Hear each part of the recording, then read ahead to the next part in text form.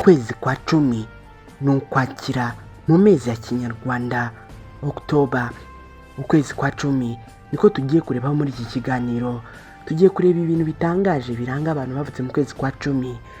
Birumvikana yuko turareba ku bintu bitandukanye, haba mu bwenge, mu kazi, mu rukundo, mu mibanire ndetse n'imitekerereze yabo. Muri uku kwezi kwa cumi nako kubonekamo horoscope ebyiri arizo Libra ndetse na Scorpio. Abantu bafite ikimenyetso cya Libra bo mu kwezi kwa cumi bahera ku itariki ya mbere bakagera ku ya 22 muri uku kwezi kwa cumi nyine. Naho abafite ikimenyetso cya Scorpio bo bahera ku itariki ya 23 bakageza kuri 31 z'ukwezi kwa cumi. Abantu bafite ikimenyetso cya Libra bo mu kwezi kwa cumi bakunze kuba ari abantu b'abanyamahoro, abantu bakunda uburinganire, abahanga mu kubana n'abantu, bagakunda umutuzo, gusabana ndetse bagakunda n'ibitekerezo bigezweho. Abafite ikimenyetso cya Scorpio bo mu kwezi kwa cumi bo bakunze kuba ari abantu b'abanyembaraga cyane ku mutima. Ni abantu bafite umutima ukomeye, ni abantu b'inyaryenge kandi niba abantu bakunda umudendezo wabo, bakunda ibitekerezo by'ukuri, bazi gukunda cyane kandi bagira ibitekerezo byimbitse. Abafite ikimenyetso cya Scorpio kandi bo mu kwezi kwa cumi baba bifitemo ubushobozi bwo gusesengura ndetse n'ubushishozi bwinshi. Munyemerere muri iki kiganiro turebere hamwe ibintu bitandukanye biranga abantu bavutse mu kwezi kwa cumi. Munyemerere duhere ku rukundo rwabo. Urukundo rwabo mu kwa cumi, ikintu cya mbere kiranga abantu bo mu kwa cumi mu rukundo ni uko bakunda cyane, bakunda bikomeye, ariko kandi ntago bakunda umuntu bagora mu rukundo. Ntago bakunda imikino, baba bashaka wa muntu babwiza ukuri udakina, kandi bagira imibare myinshi mu rukundo rwabo. Bakunda urukundo rubonekamo umutuzo kandi hakabamo n'ubupfura no kubaha. Abantu bo mu kwa cumi kandi bakunda umuntu ubaha amarangamutima ye yose. Icya kabiri tugiye kurebaho ku bantu bavutse mu kwezi kwa cumi ni uburyo babana n'abandi bantu mu buzima busanzwe bwa buri munsi. Abantu bavutse mu kwezi kwa cumi usanga ari abantu boroshye cyane mu mibanire. Abantu bo mu kwa cumi kandi niba abantu bazi gutoranya abo bagomba kubana nabo. Abantu bavutse mu kwezi kwa cumi kandi ni abantu barangwa no kwicisha bugufi ndetse no gusobanukirwa cyane abandi. Ibi bituma abantu bavutse mu kwezi kwa cumi baba bazi gucira imanza abandi kuko baba bamaze kubasesengura. Ntabwo bakunda amagambo menshi, ahubwo bakunda ibikorwa. Bakunda amagambo makeya ariko afite akamaro. Ikindi kintu tugiye kurebaho muri iki kiganiro kiranga abantu bavutse mu kwezi kwa cumi, uburyo bitwara ku kazi ndetse no mu bintu birebana n'ubukungu.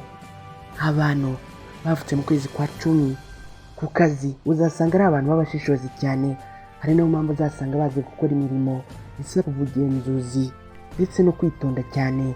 Abantu bavutse mu kwezi kwa cumi ni abantu bakunda ibintu bisobanutse, kandi buri kimwe cyose bagiye gukoramo usanga ari abantu b'abanyamwuga cyane.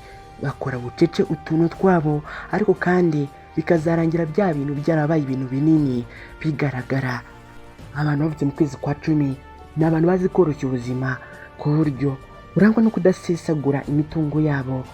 Ni abantu bagira igenamigambi hamwe kandi bakamenya gushora ndetse no kwizigamira mu gihe bungutse. Ikindi kintu tugiye kurebaho ku bantu bavutse mu kwezi kwa cumi ni imitekerereze yabo ndetse n'ubumenyi bwihariye abantu bo mu kwa cumi baba bibitseho. Abantu bavutse mu kwezi kwa cumi ni abantu baba bifitemo ibitekerezo byinshi, ariko uzasanga ari abantu bazi kubicuma no kubitondeka neza. Abantu bo mu kwa cumi ni abantu bakunda kwibaza cyane kuri buri kintu, bibaza impamvu yacyo. Bakunda kwiga ibintu bishya, cyane cyane ibifite ishingiro, bifitemo ubushobozi bwo kwiyumvira no kwiyumvisha ibitekerezo bikomeye. Abantu bavutse mu kwezi kwa cumi ni abantu bakunda ibintu by'ubwenge cyane n'umutuzo. Ikindi kintu tugiye kurebaho ku bantu bavutse mu kwezi kwa cumi ni uburyo bitwara ku muco n'amateka. Abantu bavutse mu kwezi kwa cumi ni abantu usanga bubaha umuco wabo cyane, ariko kandi banasobanukiwe akamaro kawo mu buzima bwabo bwa buri munsi. Bakunda kumenya inkomoko yabo, bagakunda kumenya inkomoko y'ibintu, kandi bagasigasira buri kimwe cyose cyerekeranye n'amateka baba barabayemo. Abantu bavutse mu kwezi kwa cumi by'umwihariko abafite ikimenyetso cya Libra bakunda umuco w'ubwuzuzanye, n'abafite ikimenyetso cya Scorpio bakunda umuco w'ukuri no kudasesagura ibintu. Ikindi kintu tugiye kurebaho ku bantu bavutse mu kwezi kwa cumi ni amarangamutima yabo. Amarangamutima y'abantu bavutse mu kwezi kwa cumi abarizwa hagati na hagati. Ni abantu baze kugenzura amarangamutima yabo.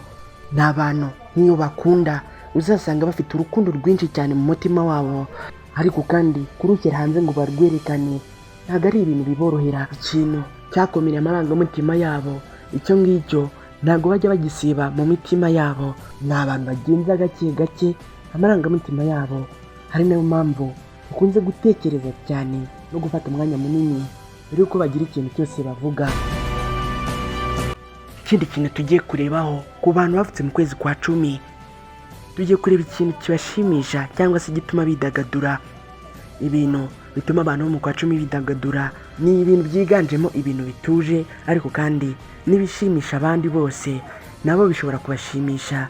Cyane cyane harimo gutembera ku biyaga, kujya mu mahoteli meza, kureba amafilime, kumva umuziki.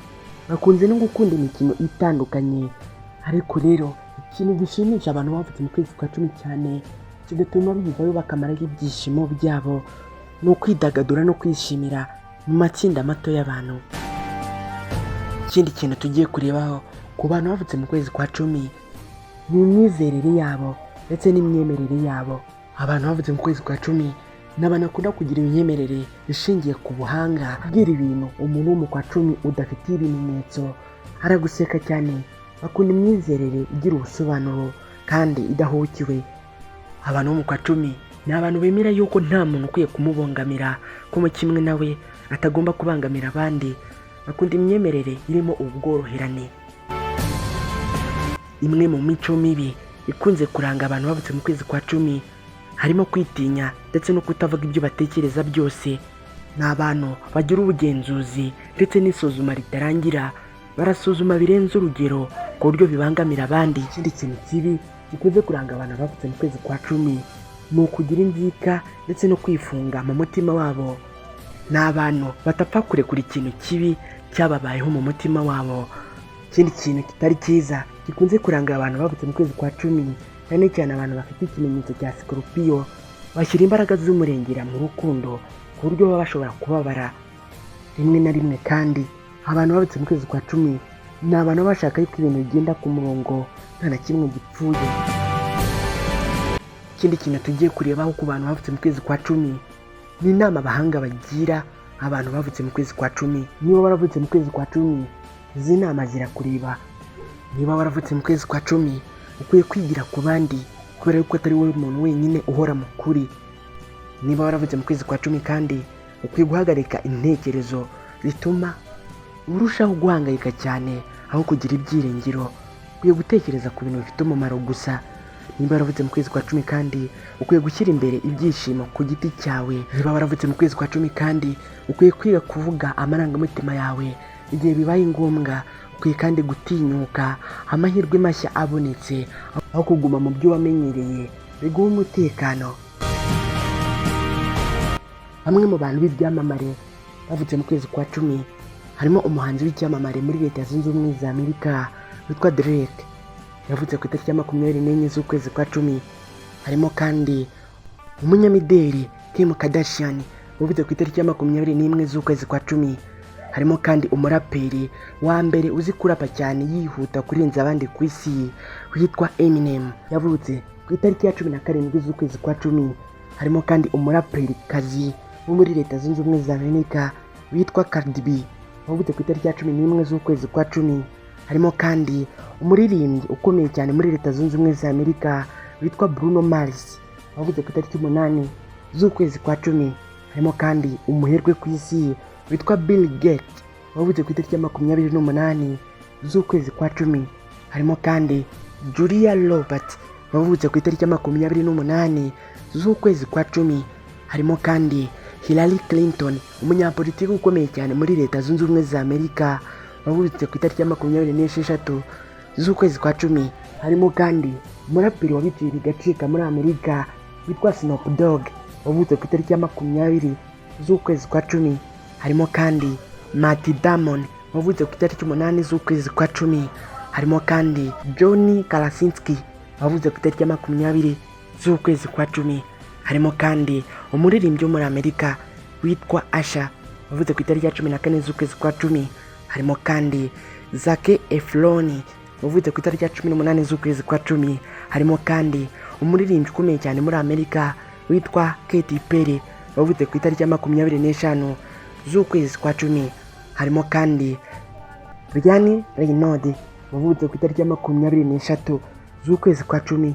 Harimo kandi Jimmy Carter uyu yarazwi cyane muri politiki ya Amerika kubera ko yabaye perezida 39 wa Amerika. Harimo kandi Simon Cowell uyu yavutse ku itariki 7 z'ukwezi kwa cumi. Harimo kandi Alicia Silverstone wavutse ku itariki 4 z'ukwezi kwa cumi. Harimo kandi Bobby Brown wavutse ku itariki 5 z'ukwezi kwa cumi. Harimo kandi Henry Cavill uyu yavutse ku itariki 5 z'ukwezi kwa cumi. Rero nawe niba waravutse mu kwezi kwa cumi uzi cyangwa uturanye n'umuntu wavutse mu kwezi kwa cumi, mwifurije kugira ibihe byiza. Reka ngusabe kubana natwe mu bindi biganiro byo kuri iyi channel Aimable Niyongira kugira ngo bikugereho byoroshye.